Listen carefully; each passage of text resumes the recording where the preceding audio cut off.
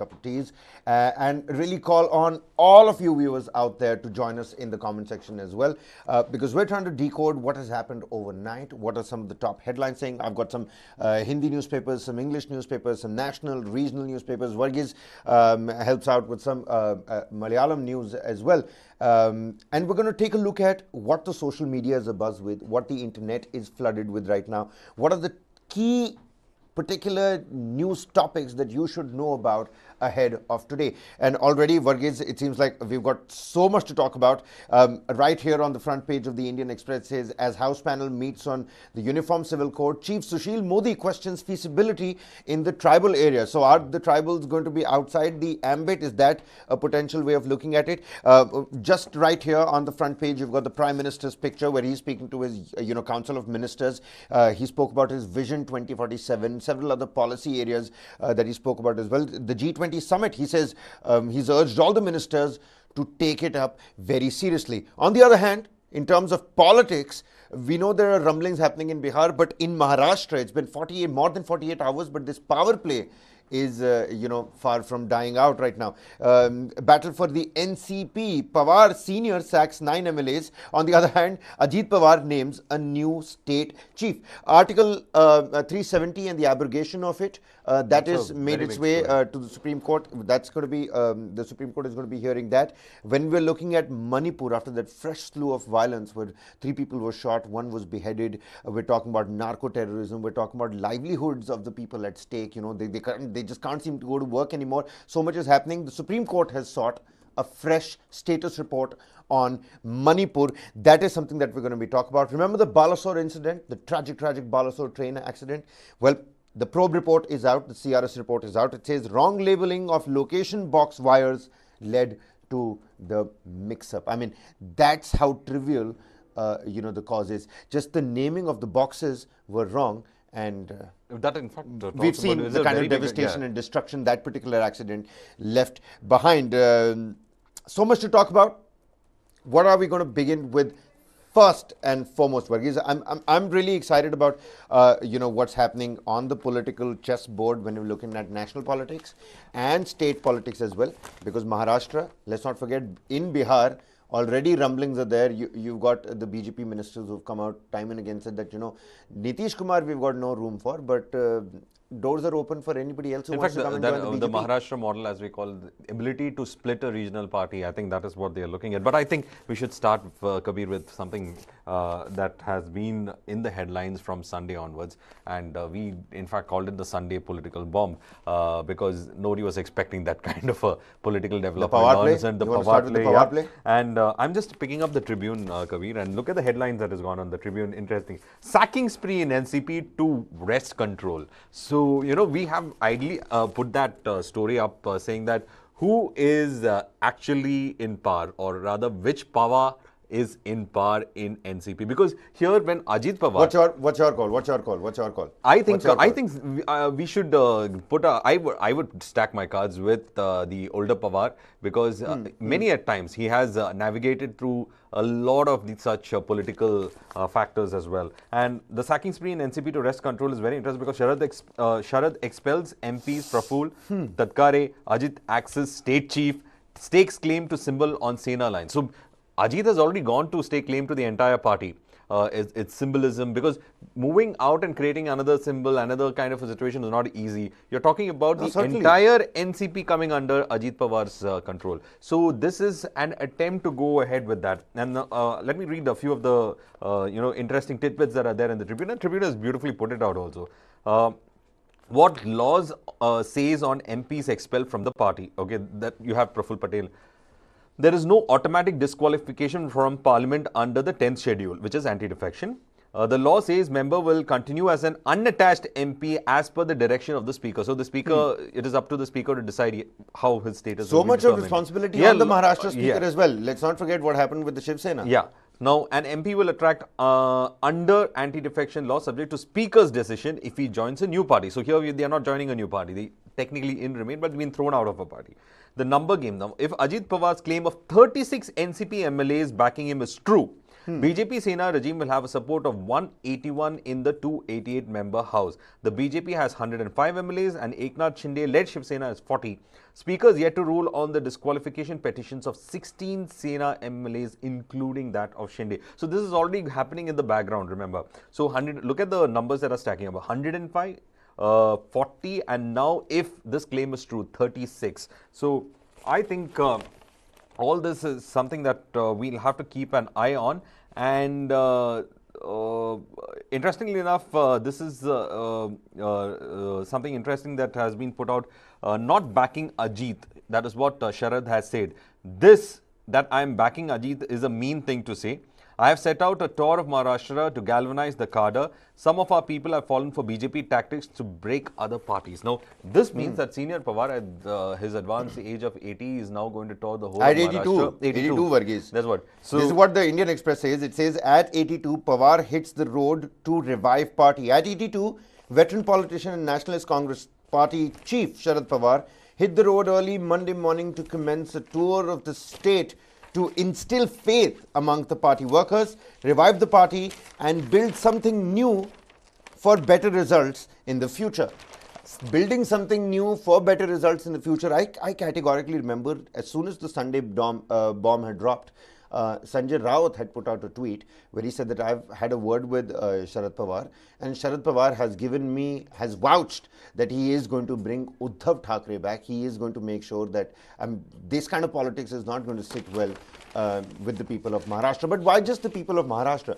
Do you think this is just purely number game for the BJP? But on the other hand, the public sentiment, the opinion of the people, wouldn't their trust and the credibility factor in why you vote for a person? How will the Marathas as a caste group, because you're talking about a tall Maratha leader. All opposition leaders had one thing to say. They said Prime Minister Modi is talking about how India is the mother of democracies, and this is what we're doing back at home. See, in democracy, such things also happen because there are. If you look at a lot of mature democracies, you would find that some of the ruling parties are minority governments, in the sense they don't have the exact majorities itself, but they it's a coalition of whole bunch of parties. For example, take Israel. When Benjamin Netanyahu's previous leadership was there, he had to cobble up a coalition that consists of just 2-member parties to everyone to just ensure that you have that bare minimum to be in the Knesset.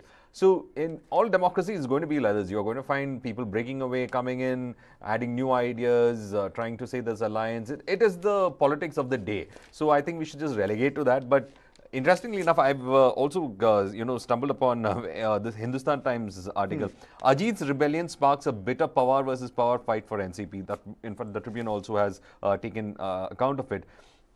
An air of respectful politeness that hung over Ajit Pawar's decision on Sunday to rebel against his uncle and join hands with Bharatiya Janata Party dissipated a day later as both sides claim to be the real NCP. So it looks like, who is the real NCP is the question now. It seems like the stage is now set, Varghese, for a long-drawn legal battle. It's going to be hearings after hearings. So it's going to be hearing.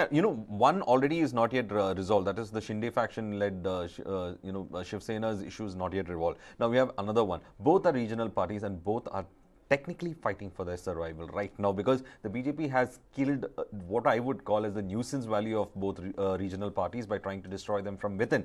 But how much of sentiments would grow because of this? Because we are trying to say that will the Marathas consolidate because of this, or will the Marathas actually be splintered? Because you have Ajit Pawar on one side and you have Shinde on the other side. So how would the Marathas in fact see this entire aspect as such? Various political analysts sitting on, sitting across media channels last night were of the opinion that sympathy is going to flock towards the Senior Pawar side. But Tariq Anwar, he said that there are a lot of ED cases that are piling up on these MLAs, and that's the price that one has to pay. Sharad Pawar also came out and said that if these are actually trustworthy MLAs, if these are actually trustworthy lawmakers and non-corrupt lawmakers, then they should come out and take the fight to these central agencies. Unni, Business as Usual by Unni, the cartoon. What did he put up this time? In a cartoon. Yeah, let's just show it to the viewers. There are two piles. One says in, the other says sworn in, and there's a big ED stamp that's kept on it. Right over here, right on the top. There you have it. Business as usual. Oh, great. Okay. Business as usual. In in ED and sworn in. Okay. So in ED. that's an interesting cartoon that is up. Absolutely. Okay.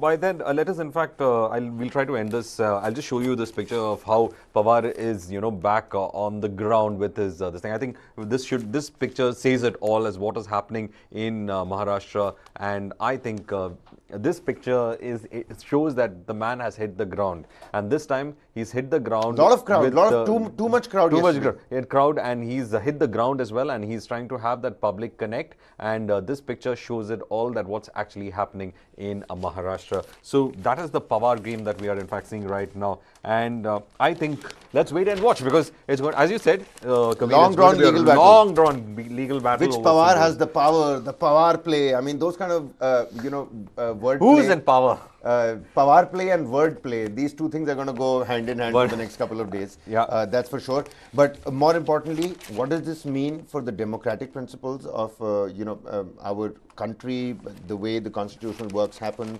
and how we elect representatives? That is something, away from the lighter note and the humorous tones to this particular story, senior versus nephew, all of that.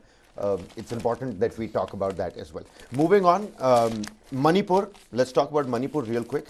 The Supreme Court is going to, it has sought for a fresh report on Manipur. Now, there were lethal killings. People are saying it could have been the bloodiest clash in the last 2.5 months in Manipur. What's your take on how, the Chief Minister has postured himself? The Chief Minister went to the forest areas. He hit the ground running. He tried to assess the situation. And on his Twitter page, there are proper pictures of him carrying out that particular meeting as well. Take a look at that picture to the top right. Well, Kabir, whatever Danan said, it's almost been May 3rd, right? Where we've been reporting the violence from May 3rd onwards, especially when it's been. So now it is July 4th. I mean, it's almost May 3rd, June 3rd, 2 months since the violence has broken out. And the 4th of July, usually, a happy day, a day full of festivities and celebrations. But yeah. I have so now we are talking about a chief minister who's hitting the ground right now when it is almost 2 months of the violence, and probably that is because he's been given that mandate saying that rein in the violence as fast as possible. There are calls to flag the Manipur issue in the parliament as well. That is why the session is going to happen. That is why July, so they have to get it under control at anything. Do you think that is again going to become a tussle point between the opposition and the central government? Where, well, the opposition has we've heard Mallikarjun Kharge say plenty of times. They have a lot on that plate, and Manipur is going to, in fact, the opposition is going to use that in the parliament, and probably are going to start a very noisy start to the the first debate in the new parliament. Furor, ruckus, adjournment. We are going to see all those headlines soon, and probably on Manipur we are going to in fact see that.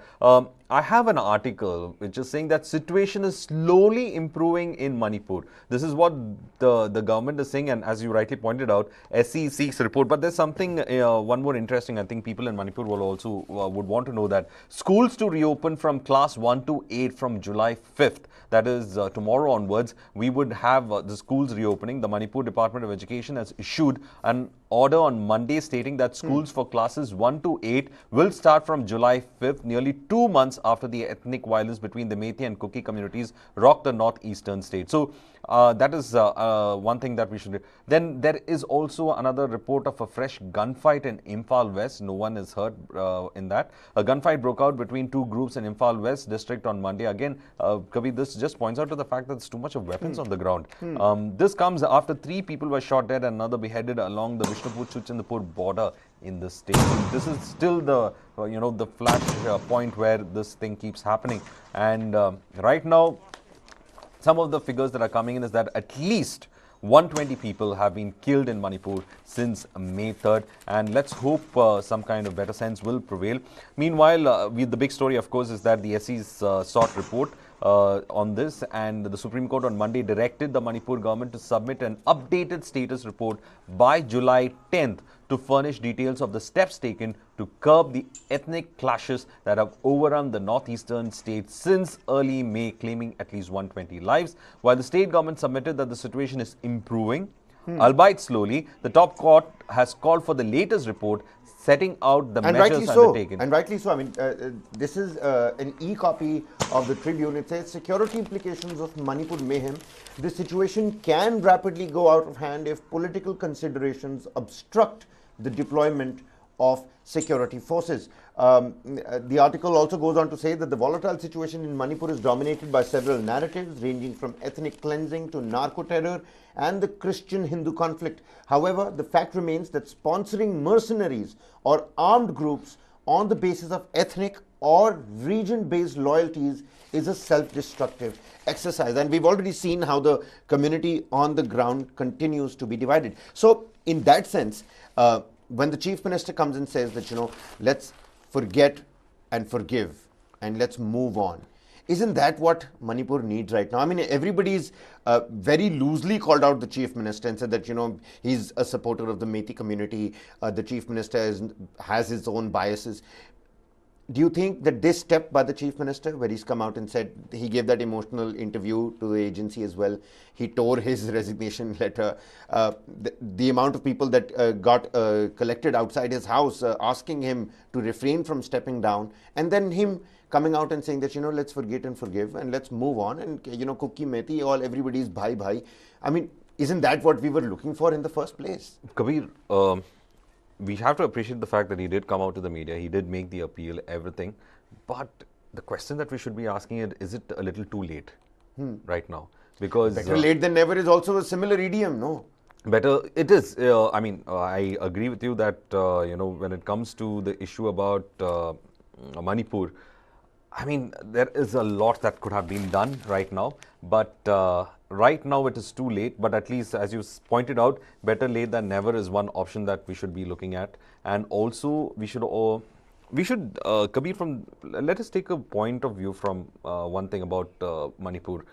Manipur has been burning for almost 2 months. Politics, it's going to be nearly 3 months. Soon. 3 months soon. May 3rd, June. I mean, there are the Chief Minister calling a meeting with the MLAs, forgive, forget, move on. I mean, by words, they are loaded, but for the people on the ground, it's very difficult. You have so many people displaced. Their homes have been destroyed. Their businesses have been destroyed. They have to move away from where they have settled. People from the valley who had settled in the hills are moving back into the valley. People who are from the hills who are settled in the valley are moving back into the hills. The ethnic divide has led to this ghettoization of both the communities, and it is going to be alienation and ghettoization. So it's going to be very difficult to come out of that. Yes, this violence is going to be, very raw in the memory of the people. So the issue over here is, of course, yes, we have to get the law and order situation on the ground. We have to have it running on the ground. But then, right now, the right noises are being made, but there could have been much more done before it reached the situation. Yesterday, again, in Jantar Mantar, there was a protest that was carried out, placards saying, save indigenous people of Manipur, save India.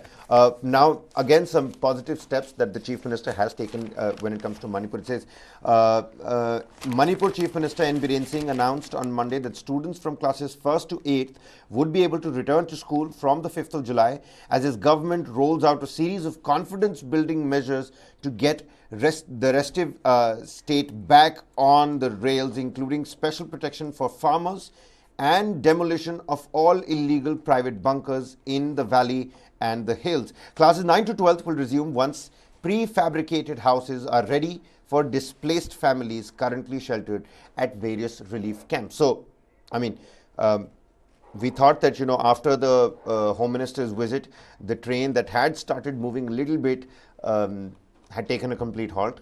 But now it seems like there are progressive and positive steps that are being taken on the ground. How far will these confidence-building measures go, and will this be able to, curb the violence in the state? Well, we'll have to wait and find out. But the Chief Minister says that schools are going to be opened up, and for the 9th and 12th classes, the schools are going to open up, but once the housing itself. But at least 1 to 8 they're planning to open from July 5th onwards. I think tomorrow onwards they're planning to go ahead with that. But again, Manipur, it is going to be very difficult a situation to navigate, because now it has reached a point where no matter who the stakeholders are, there's so much of water that's flown down the bridge, and the memories are very high. the leaders can't be looking to be looking weak in front of that community. So they have to take a very strong, stand from their point of view, because otherwise they will be voted out from their respective communities if they represent those constituencies. So it's become too mired in things, and it'll take a huge leap of faith to move towards peace. It will be a huge leap of But faith. something's got to give, right? And beggars can't be choosers at this point in time. If a huge leap of faith is what the situation demands and asks for right now, why shy away from it then? Well, over here, I mean, I know trust and faith don't come that easy. Given 2.5 months of this tenuous situation in the state, I know it doesn't come easy. But if that's what will give, then why not give into it? Well, but how, Kabir? I mean, there are emotional people, people out over there who have lost everything. It's going to be very difficult to. I agree. I mean, again, easy for us to say. Say from here, it's very easy for us to say. But there are people who are suffering. People who are actually watching this, this live stream. Please get down in the comment sections. Help us understand what the latest situation is like. What is the ground sentiment looking like right now? File status report by Monday. So the Supreme Court has told Manipur, it has asked it to detail steps that were taken up to curb violence and provide relief. Well, also one small information that's come in the Hindu. The Kuki groups have lifted the highway block after talks with officials. The 60-day blockade of the Dimapur-Imphal National Highway 2 was lifted on Monday after a representative of the union government assured Kuki groups that their political demands can only be addressed and settled by the government. The Kuki groups and BJP MLAs have been demanding separate administration since the violence erupted on May 3rd. The decision to lift the roadblocks was announced after 19-member team comprising of Kuki, Zo civil society organizations and representatives of the United People's Front UPF and Kuki National Organization KNO, the umbrella organization of 24 Kuki groups that were part of the suspension of operations who packed with the centre, met a senior BJP functionary in Kasiranga on June 30th. Now this blockade was affecting the whole of Manipur because the supply lines were getting affected. Essential, NH2 is that main lifeline. It's a lifeline towards, the highway 2 is also a very important lifeline towards Manipur, and a lot of your supplies used to come through it, your gas, your daily groceries, essential supplies. So the thing about essential goods, the prices were skyrocketing because of this lack of supply that had happened and because of this blockade, and this blockade is being lifted after almost 60 days. So just imagine the amount of goods that were waiting to get into Manipur. That was also something. I mean, these are small welcome steps right now. It looks like confidence building measures. Yeah, there are confidence building, and I think we should call them that because that's exactly what we need right now. So right now, the unblocking of the highway is a very good measure, confidence building measure that has been taken, a CBM that has been taken, because right now you require a lot of essential goods. Well, what's going to happen in the days to come is anybody's guess right now, but one can only hope that good sense prevails. And I've been saying this from day one, that we must not lose faith in the process, and we can only hope that good sense prevails. And by the end of it, I mean, no life is worth your own special autonomy or separate administration or demands for a president's rule or the killings on the ground. It shouldn't be happening. Well, that is in fact something power-packed with regard to it. But, okay, Kabir, before we in fact move on, have you just seen that the online it is trending? There's been another attempt on a consulate of India in San Francisco. The pro-Khalistani attack. The pro-Khalistani attack has happened right now. It's an online in San Francisco. There are reports that are doing the rounds on the internet, shifting away from the newspaper for a while. On the internet, there are several reports, and you can easily catch them. Various, prominent internet news entities have covered it up. Indian consulate in San Francisco. There are some pictures also. There was vandalism. It was attacked. Vandalism, I believe, if you're looking at the pictures, is the right word. But then again, these are pro-Khalistani groups or look like pro-Khalistani groups because of their outfit. The latest details, Varghese, what have you picked up? Well, there is a local channel that the Hindustan Times is quoting about in their online article. So I'll just read some excerpts of it so that will give you the story right now.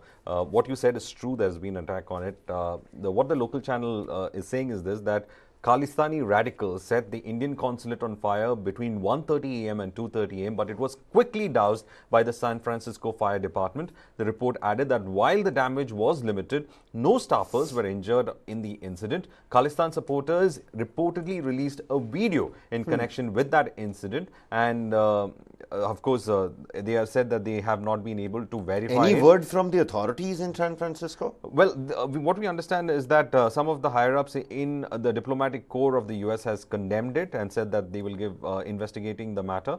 And the issue over here is that why target Indian consulates? I mean, this is not the first time that they are doing this. This is being attacked again. The U.S. has come out, in fact, with a reaction. The United States, it says here on the Hindustan Times' internet edition, it says the U.S. strongly condemned the reported vandalism and attempted arson by pro-Khalistan supporters at the Indian consulate in San Francisco. The United States on Tuesday strongly condemned. Again, Diya TV, a local channel, reported that Khalistani radicals set the Indian consulate on fire between 1:30 a.m. and 2:30 a.m., but it was quickly doused by the San Francisco Fire Department. The report added that while the damage was limited, no staffers were injured in the incident. Khalistan supporters reportedly released a video that you were talking about as well, Varghese, in connection with the incident. They're saying here that Hindustan Times themselves have not been able to independently verify the authenticity of the video, but Diya TV, this 24/7 free local TV channel over there, has put it out on their social media platform. Well, I think since it's not verified, let's not put out that video right now, because everybody is saying that it's an unverified footage. Right. So once we get to know what is the source of that footage, and if it is important enough, we will try to go ahead and put it out. But under the larger lens, I mean, these attacks from Canada to the United States to Australia. London, they tried to pull down the tricolour from the UK High Commission office, the Indian High Commission office in UK. I mean, why target India? Because, see, the Khalistani movement has a history in India, and right now it looks like the foreign elements of the movement who are completely divorced from the reality with regard to what's happened in India. These are people who have migrated, especially in the 1980s when it was at its peak. They moved out of the country. They've settled down in their adoptive countries like the UK or the US or Canada, and now they are dreaming about a homeland over here. But the fact remains is that the Indian Sikh community is one of the most integrated communities in the entire country. You will find them from, you'll find a Tamil-speaking Sikh man from Tamil Nadu to all the southern states who speak the native language. They have their own Gurudwara set up. They are more integrated into the Indian mainstream than any other minority community we can speak of. They are 10% of our armed forces. And now we have these people who have left, who have been at the height of the movement, who have left, and now they are targeting all Indian interests abroad. Our consulates especially is being, being targeted. Does Amritpal's one call a week rule include lawyer talk? Wife asks jail authorities. And Amritpal was also at the center of this entire furor. You know what happened at the Ajnala jail. The amount of people who had come out in support of Amritpal just to make sure that he comes out of the jail premises. And after that, he was declared a national fugitive. And the entire country was behind him. And people were trying to trace, where he was, where did he go into, is he in Bihar, is he in Nepal, is he still in Amritsar, somebody's seen him in Ludhiana. All of that began happening when people started talking about Khalistan rearing its head again. But then why symbolism? Whatever symbols are represented for the consulate is the symbol of the country. Absolutely. And it's in San Francisco. You are going behind all the symbols that are considered to be part of India, and any attack on it, I think it will boil the blood of any Indian at the end of the day. Because this ideology is dead and gone. It has had its rightful ending, and I don't think so it has to be reached out. And if from foreign shores it is being raked up, then I think the government of India should take up this matter with the whole bunch of foreign this thing, because you're talking about a country's consulate being attacked, for God's sake. The Khalistan Tiger chief, the KTF chief, I'm forgetting the acronym or the full form of it. He was, shot dead in Surrey as well in his car, and that was the third, pro-Khalistani stalwart in foreign land that was killed and shot. Do you think this could be a repercussion of that? See, it's not the question. Well, see, first of all, let an investigation happen on it. Unidentified gunmen were behind it. Let them find out. But because there are rivalries within the Khalistani movement. There are people who want to take over the entire Khalistani movement. There are rivalries that are happening, and there are people who are fighting among themselves in this. So let the investigation happen about who is behind the death of that person. But the fact remains is that in foreign countries, your consulate and embassies are said to be sacrosanct. Absolutely. With the same kind of thing happened when it comes to Chinese embassy and we're talking about in an United here, States. An alleged arson here, 1:30 to 2:30 a.m. in the wee hours of the day. Arson. That's what I'm saying. I mean, would this happen to any other foreign consulate that is there? If take a neighboring China, would it happen to their foreign consulate, the consulate that is there outside in a country like the United States? It's just that India's consulates are very soft targets nowadays. That's why, because the foreign governments are not giving the kind of protection it's supposed to get. And whether it be Canada, whether it be UK, whether it be and the US United States has to do more than just come out and say that we strongly condemn. They tried to burn down the consulate. This particular consulate has been attacked for the second time.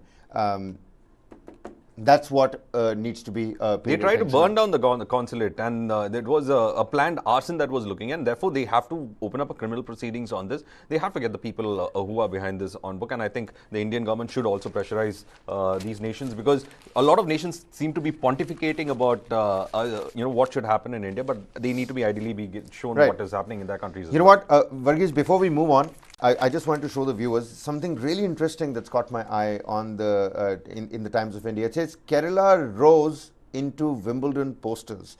Okay, that's interesting. Now, I didn't catch that. I'll show you the image just in a second. It says Kerala's iconic snake boat race is creating ripples in the Wimbledon Tennis Championship this year.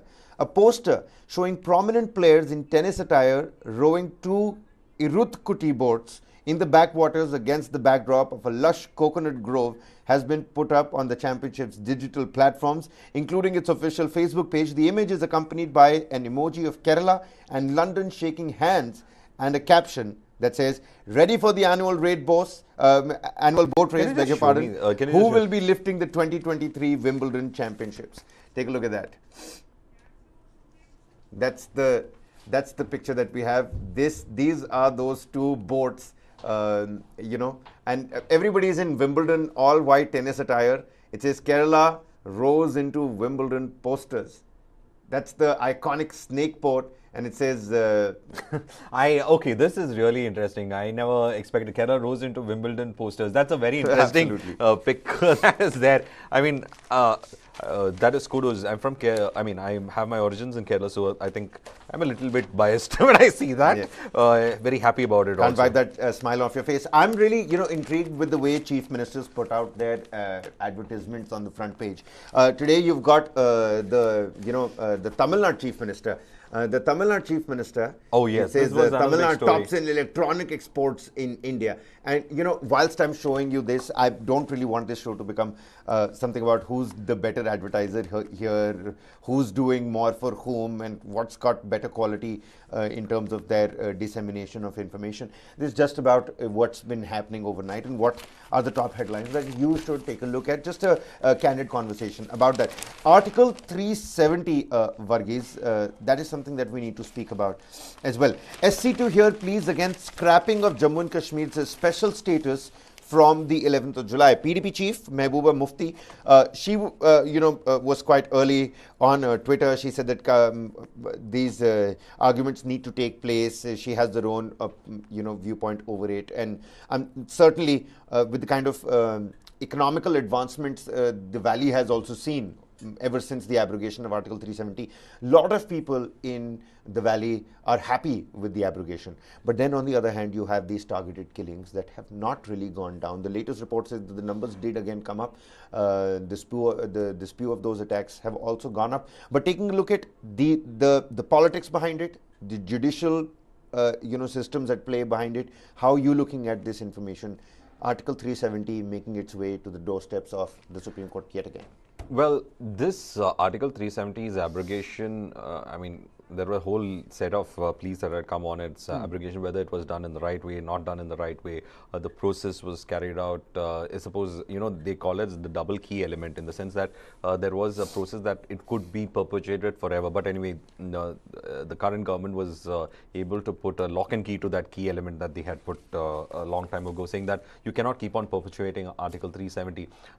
The factor of integration was also there in it. But anyway, we have to see that, because this was a kind of an assurance that was given when Kashmir was being integrated, or rather the Kashmir was signed to integrate into India. So I think let the due process of law go through all those pleas that are there, and probably the court in its wisdom will understand what is the kind of, whether it has to be dismissed, accepted, debated upon, and probably an order should come on that. But interestingly enough, let us in fact see what is the kind of things that have come in. And this is the 5-judge bench, which includes the CJI Chandrachud, who would be hearing this. We have Justice Sanjay Kishan Kaul, Sanjeev Khanna, B.R. Gawai, and Suryakant as associated judges of this bench as well. Now, the 5 judges are the senior most in the court.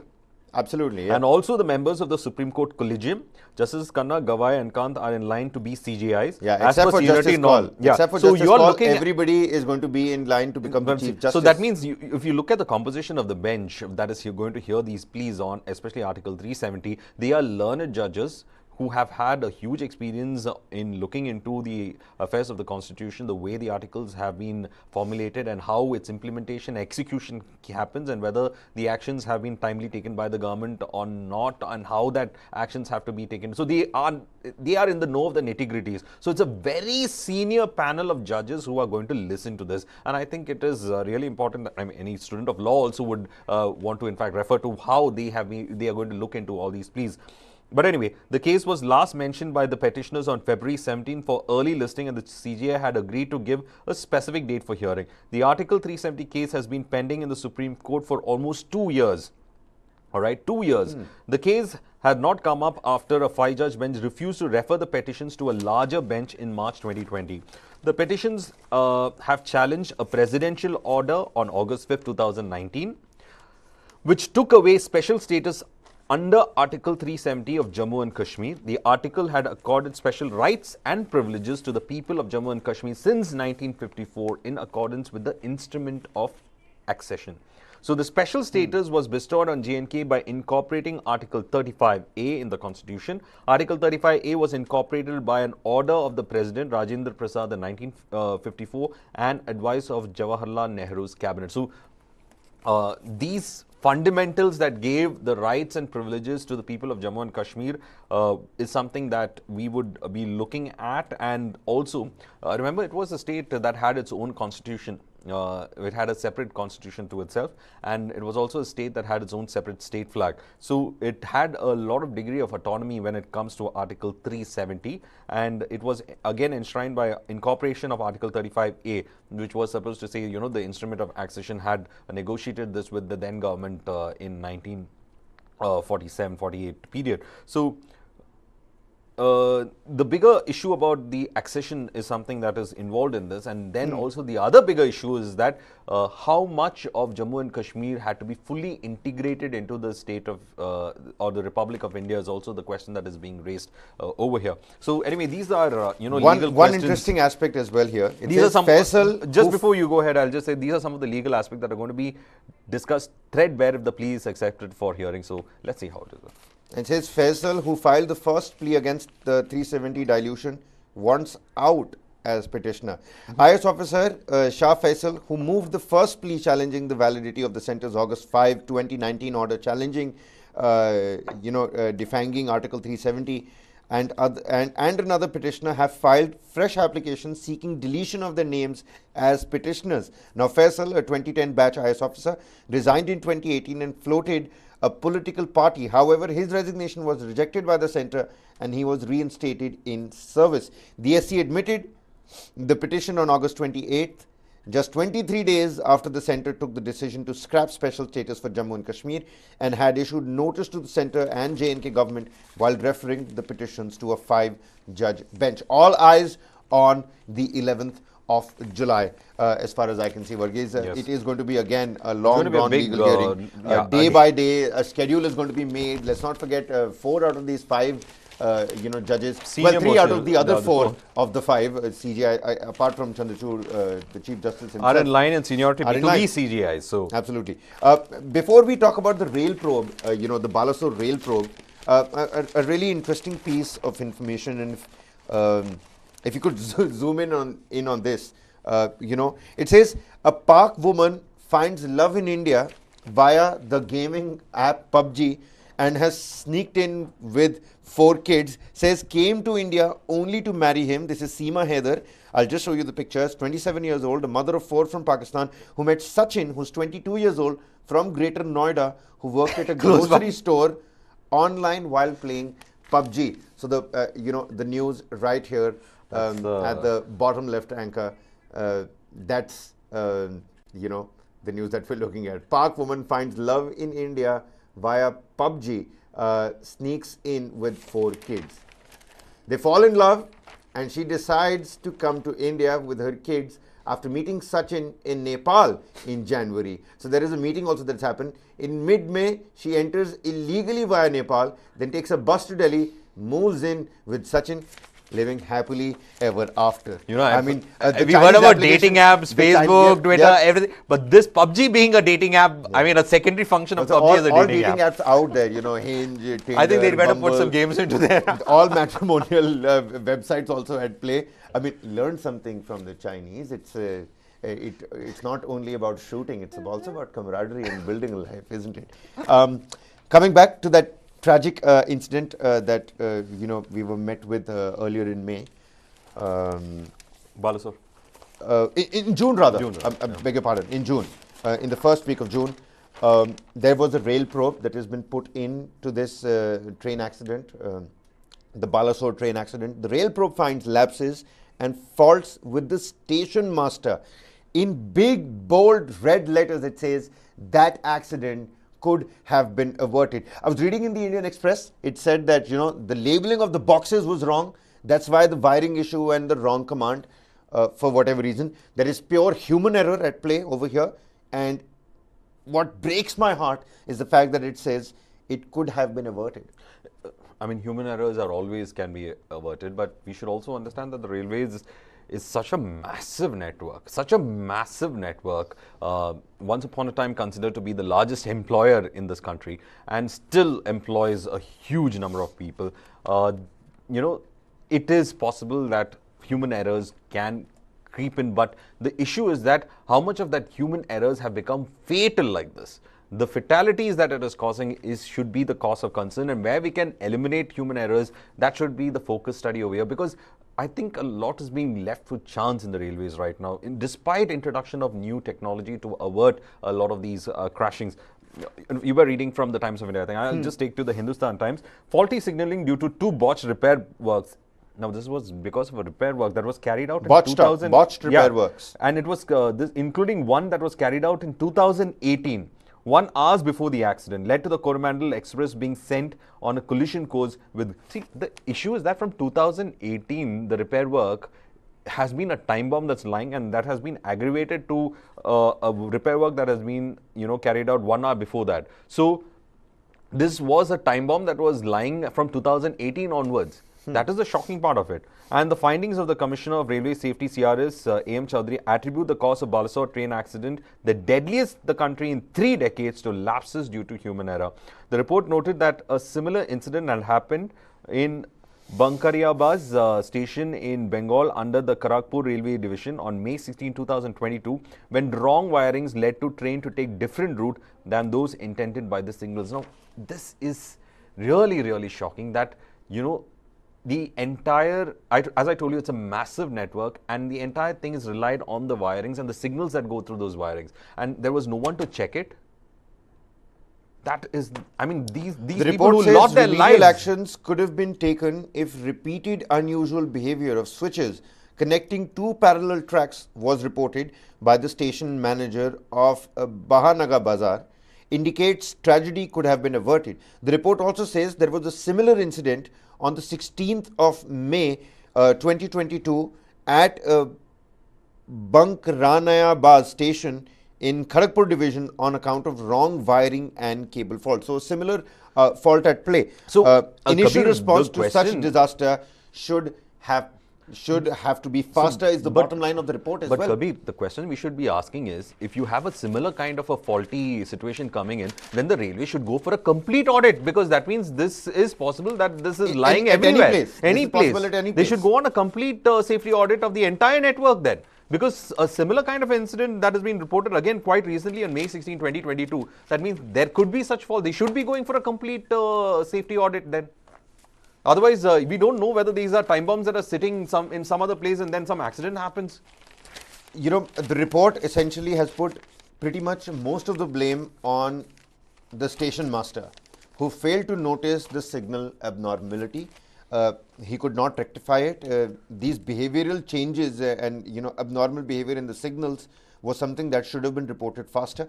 But then again, the bigger question is something that you pointed out, that this could happen at any given point in time. No, my question is that are there similar kind of mistakes that are happening, repair botches that are happening, or a similar kind of signaling errors is happening across? That means they have to look at erratic behavior across signaling then, because they have rewired it wrong and things like it. It is highly possible. I mean, as I told you, it's a huge network. So it is highly possible that this could happen, and they have to in fact go for a complete safety audit, because that means this is the second incident that has been reported. If a similar incident has been reported in West Bengal, second incident that has been reported in Balasore. So they have to find out where this error is happening. They should go for the entire country's railway audit to find out if there are similar errors anywhere else. Can't wrap my head around this. The Balasore accident probe finds red flags ignored, wrong labeling of location box wires led to the mix-up. This coming in from the CRS report. Let's not forget, we are playing those file visuals of the tragic accident where at least 293 people lost their lives in the Balasore accident on the 2nd of June. Well, moving on, Varghese, one big prime news that we did miss on, and it's right there on the front page. It says, as House panel meets on the Uniform Civil Code, Parliamentary Panel Chief Sushil Modi has questioned the feasibility of the UCC in tribal areas. So a potential exclusion of the tribals, question mark, big one. See, first of all, what is the idea of UCC? The idea of UCC is that the entire country has a uniform civil code. Now, if you're trying to bring exceptions in the UCC, that means you're starting UCC with an exception. Then other communities can also say that why, if you have giving exceptions to certain regions, why not to us on personal laws? So it defeats the very purpose of UCC. And I think if it's UCC and if they're going to implement the UCC, it should be for everyone. Whether it is tribal, non-tribal, whether it is religious minorities or not, whether it's a majority, UCC should be the same for everything. The very idea of UCC, the idea that was brought through directive principles of state policy, was to ensure that the entire country has one kind of a civil law system, and most of the countries have one kind of civil law system. But Sushil Modi's argument, don't you think it has some weightage here? Because he comes from a standpoint where he's saying that he believes that tribal customs and rituals are different. So, I mean, no point of bringing that under the UCC. No, so then the same questions can be raised by minority religious communities. And let minority religious communities, in the sense the Christians and Muslims, can raise, saying that we have a different set of rules and regulations. For example, the Christians, the divorce is not allowed biblically. So they can say it's part of a religious, and the British also had only two reasons for divorce. One is for adultery, and one is for if the person is said to be mentally unstable. It's only very recently, I mean, probably around 15 years ago, that the divorce laws in the Christian community was made a little more liberal. So in that case, most of them can claim about it. So the Muslims have their own personal laws. So they can say our customs are different. If you're giving a kind of acceptance to the tribal communities as well, religious minorities also can claim it, that they have different set of rules and regulations. So either you go for a complete UCC or you don't touch UCC at all. You're not in a position to bring it. But I say, if you're going for a UCC, never make an exception, because that exception will become the norm tomorrow. It says a meeting of the Standing Committee on Personal Public Grievances, Law and Justice was convened on Monday to hear the views of the Department of Legal Affairs, Legislative Department and the Law Commission of India on the June 14 notice issued by the Law Commission inviting views of stakeholders on the UCC. Congress MPs raised questions and DMK's P. Wilson opposed implementation of the proposed Uniform Civil Code. Wilson and Congress MP Vivek Tankha made public the notes they submitted to committee chief Sushil Modi, uploading it on Twitter via their personal handles as well. The opposition MPs flagged the point that there are concerns regarding the legislative powers of states. In the note he posted, Wilson says, implementation of Uniform Civil Code will destroy the diversity of the nation. Do you think the diversity of the nation is actually under threat, under question? See, we have a diversity law. I mean, in the sense of a diversity law, and I'm not talking about legal sense, we have a diversity law in the sense that in this country, everyone went through their personal laws were governed, whether, it was under the, Hindu Maharajas or this thing, they had the personal laws of the community governing at a larger extent. So the British also incorporated the same thing, calling it the Mohammedan law, the Jain law, the Hindu undivided family. All those, these personal laws are based on the fact that this talks about adoption, it talks about inheritance, it talks about marriage and all that. But if you want to become a modern nation, you have to go for a UCC. And it is important that you go for a UCC because it brings a kind of equality for all the citizens.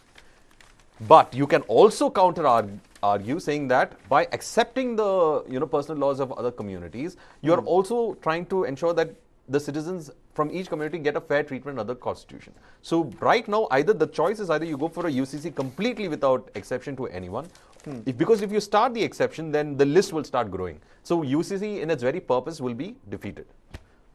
Well, absolutely. We'll have to wait and find out what happens on this particular front as well. The opinions are still being taken in when it comes to UCC. The law minister, the union law minister, he's come out and said that he's not going to, give a comment on it. It's still under the draft is consideration. still out in public domain, and we must wait till we hear everybody's here and say in this particular case.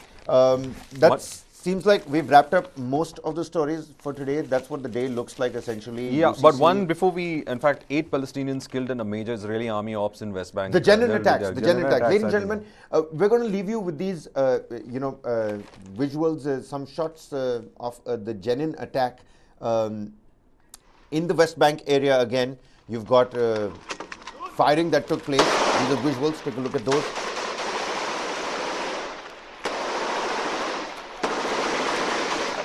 So the Israelis have killed 9 Palestinians as tensions are certainly high. The Israeli forces launched air attacks and ground raids that were carried out by hundreds of soldiers, killing at least 8 Palestinians in the largest military operation in Jenin in about 20 years. A 9th Palestinian was shot dead by an Israeli soldier near Ramallah. Some 3,000 have fled the Jenin refugee camp amid the Israeli military's onslaught. There are about 3,000 people who have left the camp so far, and 18,000 Palestinians reside inside the refugee camp. These are some visuals of the raids and the night operations that were carried out that are being circulated on various agencies. The Israeli forces are operating with total impunity in Jenin.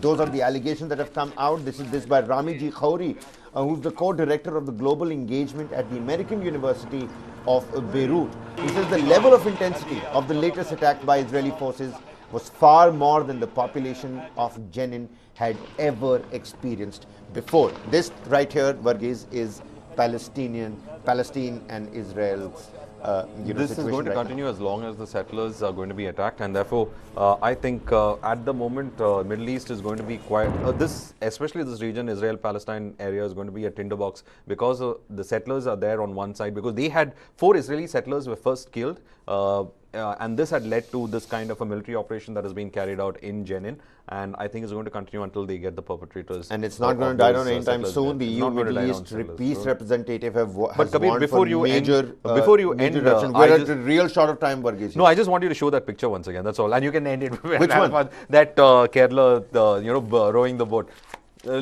Call it a South Indian bias though, but you can just show that picture once again. I know, Varghese, that you like. I'll just show it once Just again. Show that one thing, and we can probably end the show with that. All right. So Kerala rose into the Wimbledon posters. This is the iconic snake boat. Have you ever participated in the snake boat, by the way? I've seen the snake boat race. And I've also seen the snake boat. Varghese, have you participated in the snake boat? I don't have that's the picture that you can see right here. Kerala rose into the Wimbledon posters. Many thanks for joining with us here on the morning editorial meet. 11 a.m. our top focus on Manipur that continues towards the afternoon. Some stories from South India. Later in the evening, our show called To The Point, and later on, a take on the top global news. That's all we have time for you as well. Catch some sports in the middle as well. Have a good day.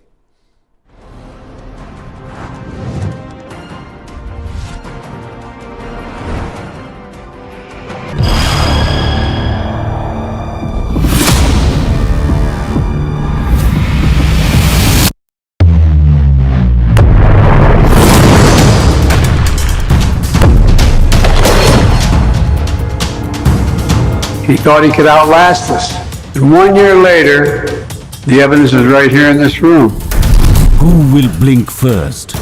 So far from preventing the expansion of NATO, Russian actions have actually resulted in the expansion of NATO. It's a mess for Russia and it's a mess for the Western world, for NATO and the United States. Putin is a dictator, and if he loses, that means the end of his regime, and probably of him personally. So he has to keep going. Year 2. No end in sight. Streaming now. With all this gear, you must be wondering if I'm climbing a mountain. Well, let me give you a wider look of this place. This is Asia's largest mountain of shame. A mountain of waste, almost the height of the Qutub Minar. When you enter capital cities of some of the biggest countries in the world, you don't have 3 garbage mountains waiting to welcome you, depending on whichever side of the city you enter from.